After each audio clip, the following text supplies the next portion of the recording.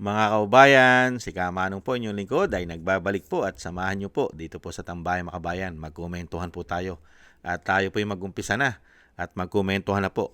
Pakinggan po natin ang kinabubuisit at kinagagalit po ni Mike Defensor sa nangyayari po sa ating bansa, lalo-lalo po sa ating gobyerno, mga kababayan. Nakatutok po kasi sila sa pamilya Duterte at sa impeachment ng Vice President. Pero po ang isang damukal na korupsyon sa gobyerno po ng Binagongang Pilipinas ay wala pong tumututok. Kaya po nanggagalaitin po si Mike Defensor.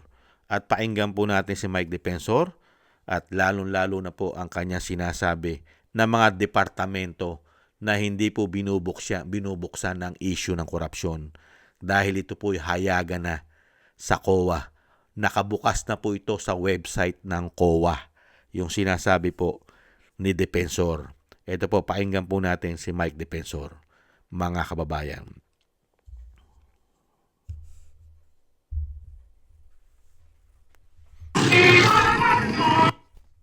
Matanggal si BP Inday Sara para wala na silang kalaban. Ngayon, ang main case nila was the COA findings. Sabi nila, in Confidential and Intelligence Fund, sabi niya, 125 million. Inayos na doon or nagkaroon na ng liquidation. Ito ho, para lang alam ng taong bayan. Buksan nyo yung COA website sa ngayon.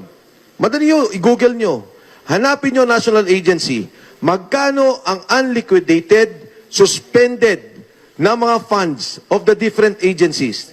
Department of Agriculture, 8 billion pesos. Suspended, unliquidated. Pagdating mo sa DSWD, 10 billion pesos. May investigasyon ba? May hearing ba? May tanggalan ba sa posisyon? Dahil wala namang impeachment yung secretary. Wala. Pagdating mo ng Department of Health, 9.5 billion pesos. Andyan no? Suspended, unliquidated. Pero nasa COA pa. Tingnan nyo yung the DOH. Nakalagay pa doon about 125 million expired medicines or about to expire. May hearing ba? May pandinig ba? So, pinag-uusapan pa lang natin yung mga ahensya dahil pinaparallel ko yung charges nila against the Vice President against the agencies of government. CHED, Commission on Higher Education, 300 million pesos. Andyan po, suspended, unliquidated. Sa pangkamalakiang issue, ang dami natin pinag-uusapan dito sa flood control, billion. 1.5 trillion pesos. Delivery, billion.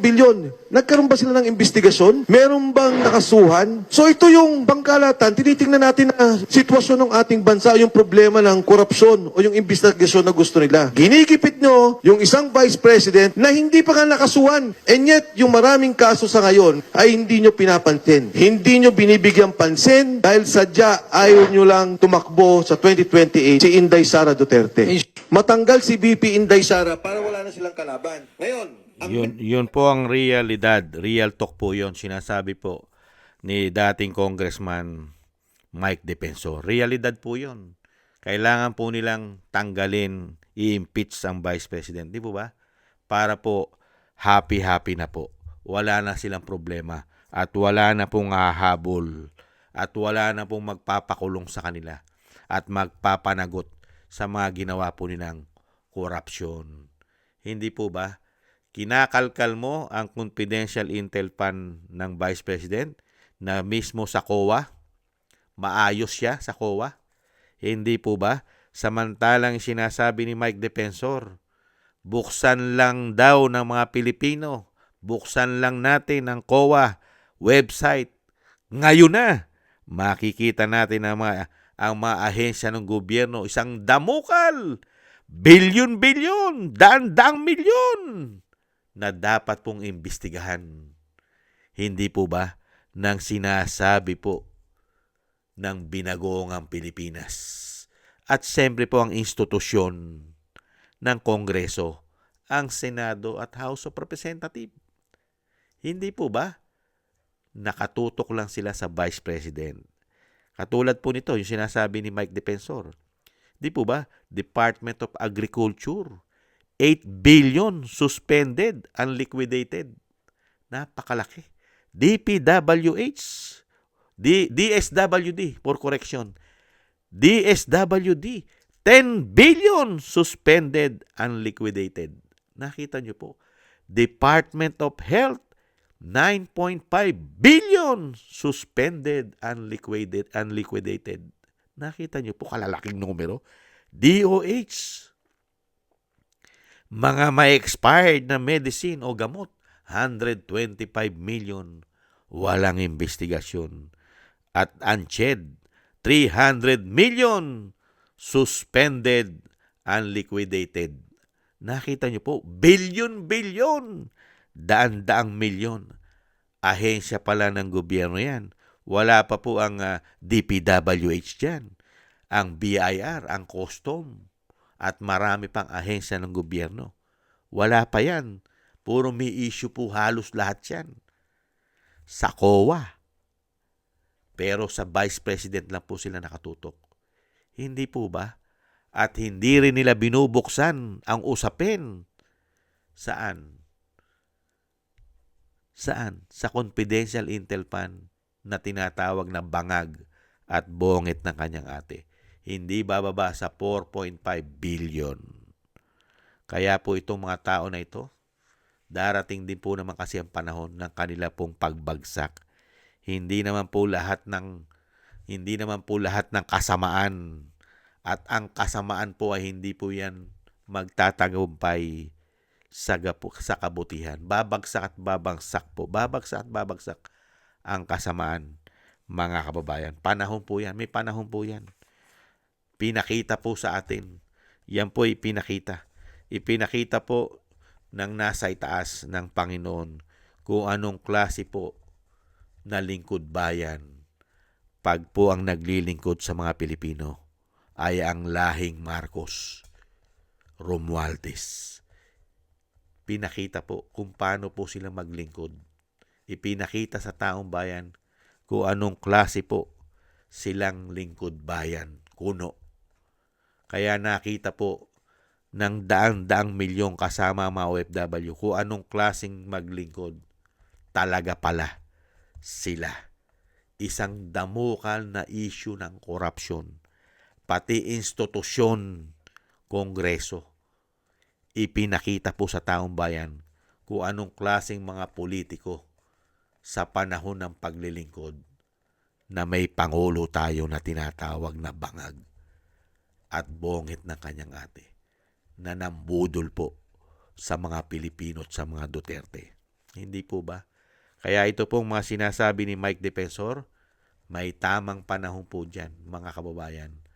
At ang mga soldiers at ex-marine na marami pang susunod na batch ay may tamang panahon din po. Kasi po sa panahon ngayon, napakahirap pong lumabas ang katotohanan dahil po sindikato po. Pinasok po tayo ng mga sindikato, di umano. Ang gobyerno po yata ngayon ay sindikato, di umano. Sabwatan, di umano, mga kababayan. Yan po ang kinagagalit at talagang masamang-masama rin ang kalooban ni Mike Defensor. Dahil wala na pong tinutukan kung hindi ang ating Vice President, samantalang isang damukal na issue ng korupsyon. Mismo ang COA ang nagsasabi na dapat sana'y imbestigahan. Hindi po ba? Pero sa Vice President, dahil pag ang Vice President ay naging Pangulo, lahat po yan ay lalabas. Hindi po ba? Kaya hindi nila magugustuhan. Kaya kailangan nilang pabagsakin. At syempre alam naman natin, pagka ang Pangulo ay may kinalaman at kasabwat din di umano, mananahimik ka at hindi ka nakikibo. Hindi po ba? Maraming salamat po mga kabayan sa nagusto po natin tambay mga kabayan sa YouTube at TikTok. At ganoon din po sa ating mga subscribers at patuloy susubscribe. Sa mga nagko-comment, like, share, and subscribe. Mabuhay po kayo. Shoutout po sa inyo lahat. Thank you po. At syempre po, ganoon din po sa ating mga kababayan, nagbibigay po ng tulong at biyaya. Shoutout po kay Mila Yi, Jesus Valdepena, na Tatay Nick ng Canada, Gay at Chena, Balance Vision TV, si Annie Jo, ako si Pilam, Jem Aris ng United Arab Emirates, Baby Roman, Ate Isa na Cagayan, Julieta Silona na Sydney, Australia, Gina Ray Solly DDS ng Berlin, Germany, Jake Yahut ng Maisog, California, USA, Eric Hershio ng Canada, Kingston ng Hong Kong, at syempre po si Tatay Nick ng Canada. Thank you po sa inyo at shoutout po sa inyo lahat at ingat-ingat po kayo sa inyo pong mga paggawa at God bless po sa inyong lahat mga kababayan. At taste lang po tayo. Muli po, paalam. Bye-bye.